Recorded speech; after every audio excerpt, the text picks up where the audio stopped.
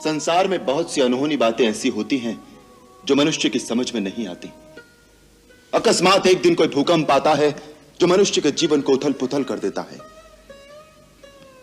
ऐसे समय किसी दूसरे को दोष नहीं देना चाहिए, उसे दैववश मानकर, अपना प्रारब्ध मानकर स्वीकार कर लेना चाहिए। आज जो हो रहा है वो होनी करा रही है। जो विधना है जिसने माता कैकई जैसी स्नेहमयी और पुण्यशीला स्त्री को ऐसी बुद्धि दे दी है। कभी कभी आंखों से देखा हुआ भी सत्य नहीं होता। राजपद का प्रमाद साधारण मानव को हो सकता है, इंद्र जैसे देवता को भी हो सकता है, परंतु भरत का स्थान देवताओं से भी ऊंचा है। वो एक महामानव के रूप में महानता की परिसीमा है। जिस प्रकार खटाई की एक बूंद से क्षीर सागर का दूध नहीं फट सकता, उसी प्रकार अयोध्या तो क्या, त्रिलोक का राज्य भी भरत को दे दिया जाए तो भी उसे राजमत नहीं हो सकता। माता, मैं तो केवल इतना ही जानता हूं कि भगवान के निकट जाति पाति, ज्ञान, धर्म, कुल, गुण और चतुराई का कोई मोल नहीं होता। वो तो केवल भक्ति के नाते को ही सच्चा नाता मानते हैं। मैया अपने पुत्र से अपनी ममता का मोल मांगने आई हैं?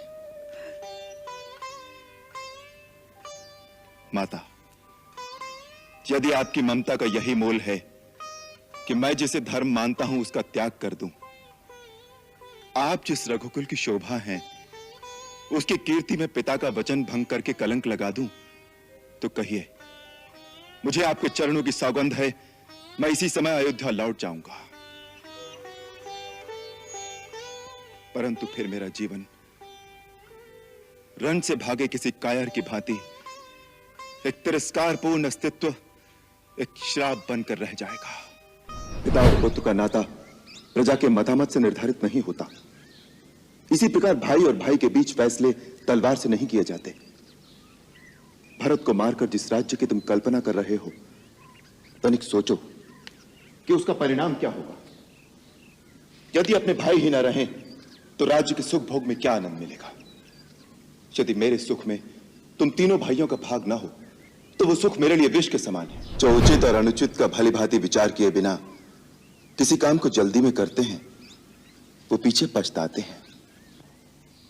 मुझे तुम्हारी वीरता पर और तुम्हारे पराक्रम पर किंचित भी संदेह नहीं है।